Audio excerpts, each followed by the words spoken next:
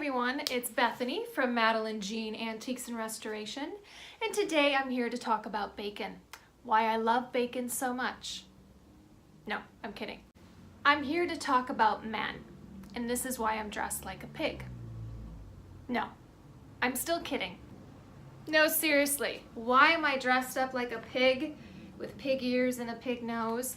Well, I recently received a message through my business Facebook page, and in part it read, "Hey there, I was wondering if I could ask you a question. I love to refinish furniture. I do it often for myself and my family and my friends. However, I always run into the same issue. When sanding, I usually use a belt sander to take off the bulk and then an orbital sander with the various grits to finish up. It always looks nice and smooth and soft, and then I stain. Every single time I get swirly marks." Do you guys know what I'm talking about if you do woodworking? Well, in the woodworking world, we also call these pigtails. Yes, we do. We call them pigtails, swirl marks, whatever you want to call them. And they are frustrating and aggravating because you don't see them until you're ready to stain. You really can't see them with the naked eye until you start to stain, thinking you have a nice, beautiful finish, and they show up, and they're aggravating. So here in this video, this quick video, I'm going to give you helpful hints on the do's and don'ts of sanding and how to get rid of those pesky pigtails. Okay, you guys, here are my 5 helpful tips on how to not have those pesky pigtails on your woodworking projects. Okay, first tip, sand slowly. When you're using your orbital sander, go across your project slowly. The rule is 1 inch per second when using your sander. Apply even pressure. Make sure to keep your sander level. Sometimes when you get going, you can find that you're moving it at different angles, and what can happen is dust particles can get trapped underneath your sander and against your project, and that's what can cause some of those swirly marks. So move slowly. I'm going to give you an example of how it should look like, and then I'm going to give you an example of what it shouldn't look like, okay? Okay, you guys, I'm going to show you the correct way to sand with an orbital sander. This is my Festool sander. I love this orbital sander. I'm going to start out with 150 grit. This is the bottom to an old bookcase that I found at a thrift store, and I'm hoping to turn it into a coffee table because it's already on wheels and it has 2 drawers. It's going to be a fabulous piece that I can jazz up.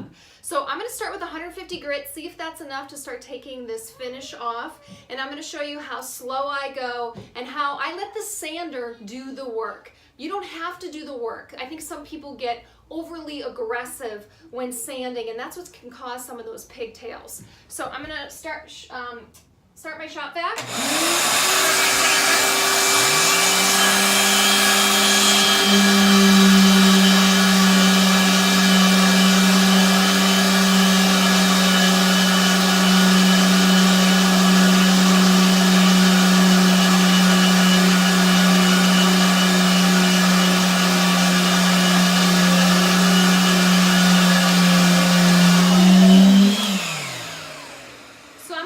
Right now, this is how it is with most of my furniture projects. I have to learn as I go, meaning 150 grit is not going to be enough to start taking some of this finish off. I'm going to have to go down to probably 80 grit, so I'm going to switch out and do that and then get right back to sanding.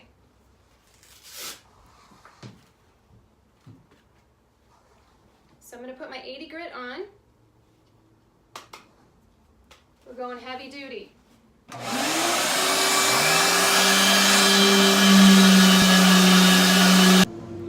Tip number 2 to eradicate those nasty pigtail swirl marks on your pieces of furniture, have a dust extractor or a shop vac hooked up to your sander. This is so important.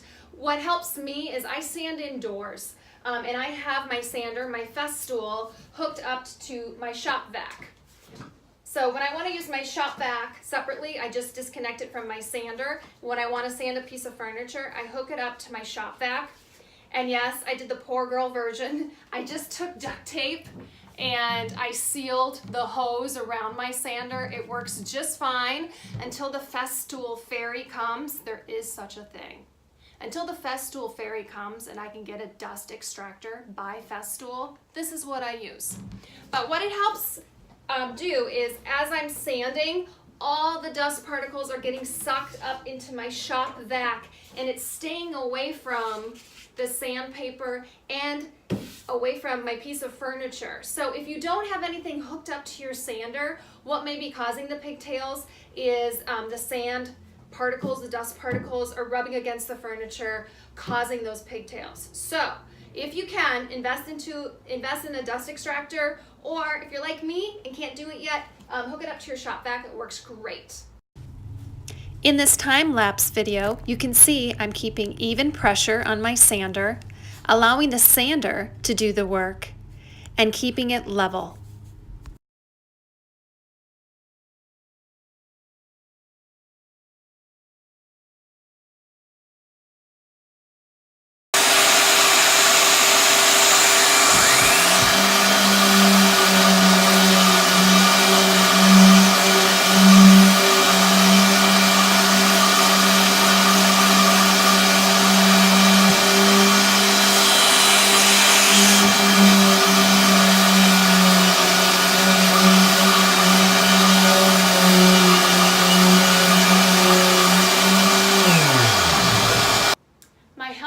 Number 3, and getting rid of those pigtail swirl marks, is to work through your grits. This is probably the most helpful hint I can give you.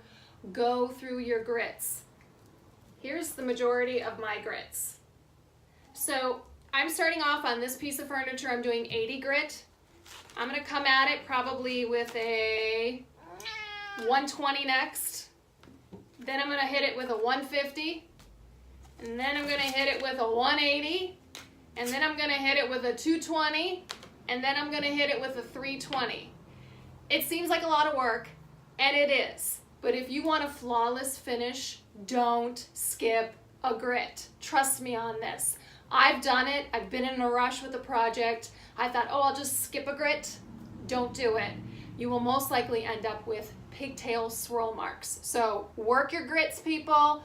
Go through them. Okay, here's my helpful hint, number 4, for getting rid of those pigtail swirl marks. I like to use a soft bristled brush in between each sanding. That way I'm ensuring I'm taking care of any remnants of sand or dust that might have built up on the piece of furniture while I was sanding it. The majority of the sand, the dust gets sucked into my shop vac, but there is stuff that gets left behind. So after each sanding, I do take it over the whole piece of furniture and make sure I just have no dust left behind. Again, this helps with eradicating those pigtail marks, because you can get them, just a little piece of debris gets stuck on this, and then you take it against your furniture and you're going to get those swirl marks. So just take the time, be patient, and get yourself a simple brush and just take it to your piece of furniture after you're done sanding it each time. Okay, for my last final tip, number 5, if you want to see if you have any of those pigtail swirl marks before you start staining, there's 2 ways you can look and see if you have any. The first one, take a clean rag and apply some mineral spirits to it and wipe it on the surface of your piece of furniture that you've been sanding. If you do have any of those pigtail swirl marks, they will appear.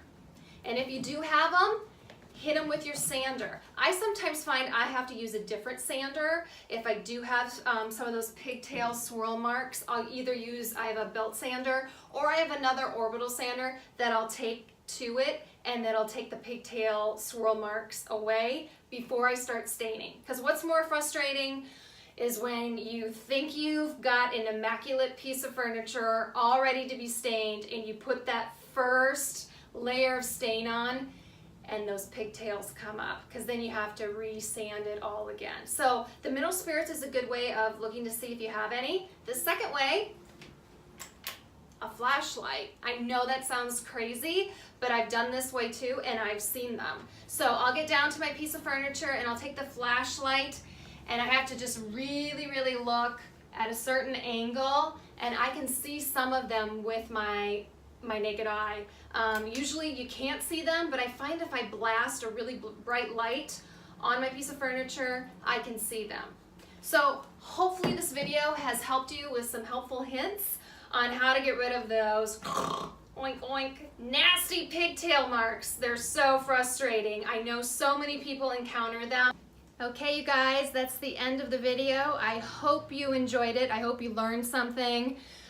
Share with me in the comment section. Let me know, how do you get rid of your pigtail swirl marks? Oh, that's really good. Like and subscribe to my channel. I always try to entertain you guys while also teaching you some things. I believe it's off to the left, my subscribe button. So please like my channel, subscribe to it.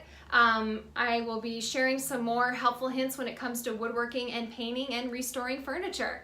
Have a great day, you guys. Bye.